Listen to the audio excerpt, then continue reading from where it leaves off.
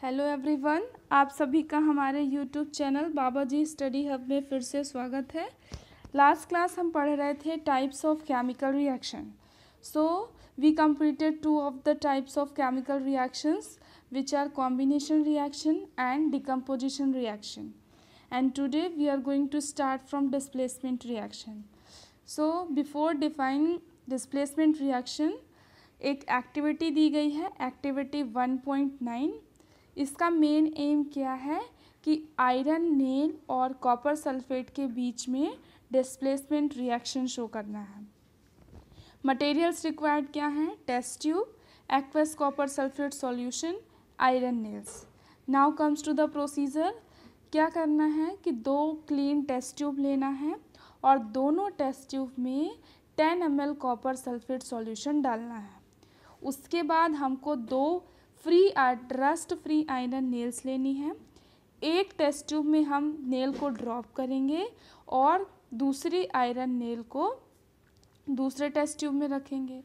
और ऐसा हम इसलिए कर रहे हैं क्योंकि हमको दोनों में इनके कलर का कंपैरिजन करना है। तो जिस टेस्ट ट्यूब में जो पहली टेस्ट ट्यूब है जिसमें हमने आयरन नेल को ड्रॉप किया है उसको हम 1 घंटे के लिए अनडिस्टर्ब, मतलब उसको बिना डिस्टर्ब किए हुए छोड़ देंगे।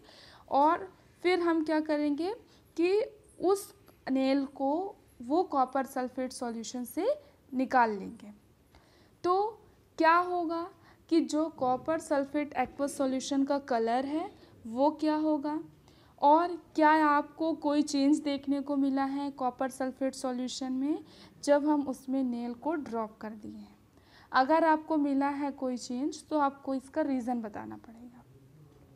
हमने देखा कि जो ब्लू कलर है aqueous solution of copper sulphate का टेस्ट ट्यूब में, उसमें क्या होगा कि जो आयरन नेल हमने ड्रिप की है उसका कलर फेड हो जाएगा और वो ग्रीनिश कलर में कन्वर्ट हो जाएगा।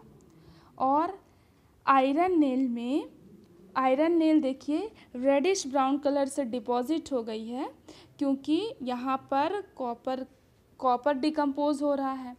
और जैसा कि हम सब जानते हैं कि आयरन जो है वो कॉपर से ज़्यादा रिएक्टिव है, इसीलिए वो कॉपर को कॉपर सल्फेट सॉल्यूशन से डिस्प्लेस कर रहा है। अब जो यहाँ पर ब्लू कलर दिख रहा है वो कॉपर आयंस के फॉर्मेशन के कारण है, और अब जो ग्रीन कलर होगा वो आयरन आयंस के कारण होगा, दैट इज़ फेरस आयन। किसके फॉर्म में? फेरस सल्फेट के फॉर्म में। तो एक बैलेंस्ड केमिकल रिएक्शन दी गई है जो इस एक्टिविटी में हो रही है। Fe plus copper sulphate gives FeSO4 plus copper. So here the copper sulphate का कलर क्या है? ब्लू। पर जब हम उसमें आयरन डाल दे रहे हैं तो आयरन सल्फेट का फॉर्मेशन हो रहा है और उसका कलर है ग्रीन। तो यहाँ पर आयरन कॉपर से ज़्यादा रिएक्टिव है, इसीलिए वो कॉपर को कॉपर सल्फेट सॉल्यूशन से डिस्प्लेस कर रहा है, मतलब कि एलिमेंट का पोजीशन चेंज हो रहा है। तो इस रिएक्शन को हम क्या बोलेंगे? Displacement reaction. तो डिस्प्लेसमेंट रिएक्शन क्या होता है?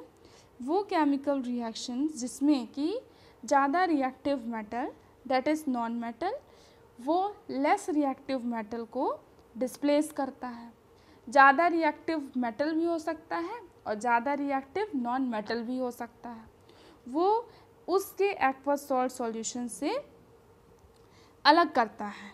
जैसे कि मान लीजिए कि कोई कंपाउंड है AB, वो रिएक्ट हो रहा है C एलिमेंट से, तो क्या बनेगा? कंपाउंड AC और एलिमेंट B। ऐसा इसलिए है क्योंकि जो एलिमेंट C है वो B से ज़्यादा रिएक्टिव है, इसीलिए वो AB से B को डिस्प्लेस कर रहा है AC का फॉर्मेशन करने के लिए। सो ये रहा डिस्प्लेसमेंट रिएक्शन। और displacement reaction generally ionic compound show करते हैं एक्वस सॉल्यूशन में जब वो रहते हैं। नाम से ही पता चल रहा है डिस्प्लेसमेंट रिएक्शन मतलब कि एलिमेंट की पोजीशन चेंज हो रही है। और भी कई एग्जाम्पल दिए गए हैं डिस्प्लेसमेंट रिएक्शन के, जैसे कि zinc plus copper sulphate give zinc sulphate plus copper, lead plus copper chloride give lead chloride plus copper. यहाँ पर जिंक और जो लेड है वो कॉपर से ज़्यादा रिएक्टिव एलिमेंट हैं, इसीलिए वो उनके एक्वस सॉल्ट सॉल्यूशन से कॉपर को डिस्प्लेस कर रहे हैं। तो डिस्प्लेसमेंट रिएक्शन के पास जो कुछ फीचर्स हैं मेन, वो ये हैं कि डिस्प्लेसमेंट रिएक्शन में कलर चेंज होता है और इनमें प्रेसिपिटेट का फॉर्मेशन भी हो सकता है। Displacement reaction generally ionic compound show करते हैं और डिस्प्लेसमेंट रिएक्शन रेडॉक्स रिएक्शंस हैं। अब इसमें बात आती है, हमको एक्टिविटी सीरीज़ पढ़नी पड़ेगी डिस्प्लेसमेंट रिएक्शन में, क्योंकि इससे हमको पता चलेगा कि कौन सा एलिमेंट किस एलिमेंट के कंपैरिजन में ज़्यादा रिएक्टिव है और कम रिएक्टिव है। तो वो मेटल्स की सीरीज़ जिसमें वो डिक्रीजिंग रिएक्टिविटी के बेसिस पर वर्टिकली अरेंज हैं फ्रॉम टॉप टू बॉटम, उस सीरीज़ को हम एक्टिविटी सीरीज़ या रिएक्टिविटी सीरीज़ कहते हैं।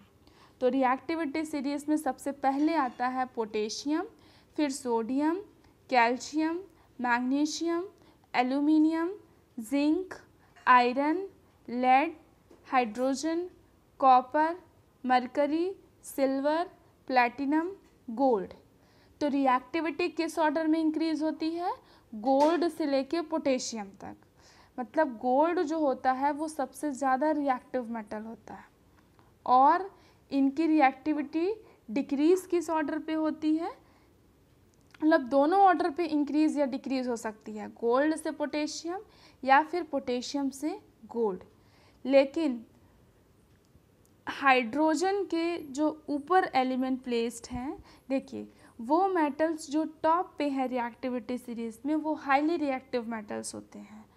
हाईली रिएक्टिव कौन सा है? पोटेशियम है। और वो मेटल जो बॉटम साइड में है रिएक्टिविटी सीरीज़ के, वो लेस रिएक्टिव होते हैं। जैसे कि गोल्ड और प्लैटिनम क्या है? सबसे कम रिएक्टिव मेटल है, इसीलिए वो स्ट्रॉन्ग एसिड के साथ भी रिएक्ट नहीं करते हैं। सबसे इम्पॉर्टेंट बात यहाँ पर जानने के लिए ये है कि वो मेटल्स जो रिएक्टिविटी सीरीज़ में हाइड्रोजन के ऊपर प्लेस किए गए हैं, वही मेटल्स हाइड्रोजन को वाटर और डाइल्यूट एसिड से डिस्प्लेस कर सकते हैं। और वो मेटल्स जो हाइड्रोजन के नीचे हैं रिएक्टिविटी सीरीज में, वो हाइड्रोजन को वाटर और डाइल्यूट एसिड से डिस्प्लेस नहीं कर सकते हैं। तो ये है रिएक्टिविटी सीरीज। अब आता है next type of chemical reaction, that is double displacement reaction. Double displacement reaction में क्या होता है?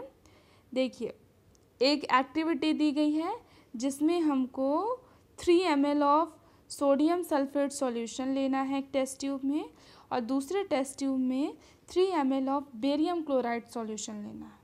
अब इन दोनों सॉल्यूशन को हमको मिक्स करना है और देखना है कि क्या होगा।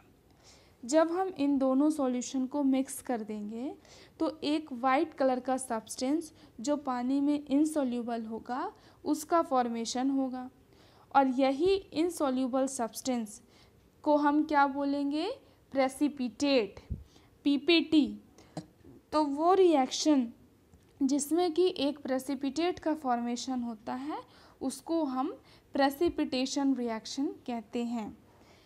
क्या बोला गया था कि 3 ml of sodium sulphate solution in a test tube. Sodium sulphate क्या होता है?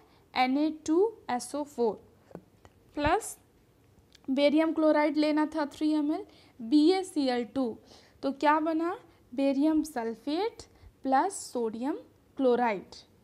तो यहाँ पर क्या हो रहा है कि बेरियम क्लोराइड और सोडियम सल्फेट अपने एनायंस की पोजीशन को एक्सचेंज कर रहे हैं एक वाइट प्रेसिपिटेट के फॉर्मेशन के लिए, जो क्या है? बेरियम सल्फेट और सॉल्यूशन ऑफ सोडियम क्लोराइड। ये एग्जाम्पल है डबल डिस्प्लेसमेंट रिएक्शन का, क्योंकि जो क्लोराइड आयन है वो सल्फेट आयन को डिस्प्लेस कर रहा है और सल्फेट आयन क्लोराइड आयन को डिस्प्लेस कर रहा है। मतलब कि दो एलिमेंट दो रिस्पेक्टिव एटम्स को डिस्प्लेस कर रहे हैं, इसीलिए ये दो केमिकल स्पीशीज़ का डिस्प्लेसमेंट है। मतलब कि बेरियम क्लोराइड और सोडियम सल्फेट में डबल डिस्प्लेसमेंट रिएक्शन होगा जब हम दोनों को मिक्स करेंगे। कैसे? बेरियम क्लोराइड का फॉर्मेशन होगा और सोडियम सल्फेट का। सो ये था एग्जाम्पल डबल डिस्प्लेसमेंट रिएक्शन और प्रेसिपिटेशन रिएक्शन का। तो इस मतलब ये क्यों हुआ? क्योंकि बेरियम सल्फेट का जो वाइट प्रेसिपिटेट बन रहा है वो सल्फेट आयन और बेरियम आयन के कारण बन रहा है, और जो दूसरा प्रोडक्ट बन रहा है सोडियम क्लोराइड वो सॉल्यूशन में रहा आएगा। तो ऐसे रिएक्शन जिसमें एक्सचेंज ऑफ आयंस होता है रिएक्टिंग स्पीशीज़ के बीच में, उनको हम डबल डिस्प्लेसमेंट रिएक्शन कहते हैं। Generally double displacement reaction proceed होती है, उसमें एक सॉलिड प्रोडक्ट का फॉर्मेशन होता है जिसको प्रेसिपिटेट कहते हैं। इसीलिए डबल डिकम्पोजिशन रिएक्शन को हम प्रेसिपिटेशन रिएक्शन भी कहते हैं। इन रिएक्शंस में कलर भी चेंज हो सकता है, और सबसे इम्पॉर्टेंट बात ये है कि जो डबल डिस्प्लेसमेंट रिएक्शन होते हैं वो इर्रिवर्सिबल इन नेचर होते हैं। तो ये था डबल डिस्प्लेसमेंट रिएक्शन। इसके कई सारे एग्जांपल्स हैं, जैसे कि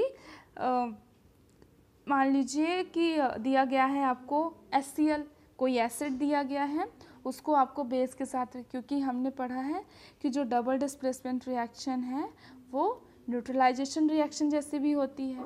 तो HCl plus NaOH gives NaCl plus H2O।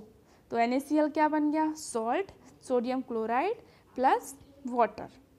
तो डबल डिस्प्लेसमेंट रिएक्शन को कैसे डिफाइन करेंगे कि those chemical reactions in which exchange of ions takes place when the aqueous solution of two ionic compounds are mixed together। मतलब कि वो chemical reactions जिसमें कि आयंस का एक्सचेंज हो रहा है जब दो आयनिक कंपाउंड के एक्वस सॉल्यूशन एक साथ मिक्स हो रहे हैं। जैसे कि बेरियम क्लोराइड मिक्स हो रहा है सोडियम सल्फेट के साथ, तो बेरियम सल्फेट के प्रेसिपिटेट बन रहे हैं। और जिस भी कंपाउंड के साथ प्रेसिपिटेट बनता है उसमें हम डाउनवर्ड एरो शो कर देते हैं, जो इंडिकेट करता है कि यहाँ पर एक सॉलिड प्रोडक्ट का फॉर्मेशन हुआ है जो क्या है? प्रेसिपिटेट है। तो ये है double displacement reaction. Next class में हम पढ़ेंगे न्यूट्रलाइजेशन रिएक्शन और रिडॉक्स रिएक्शन।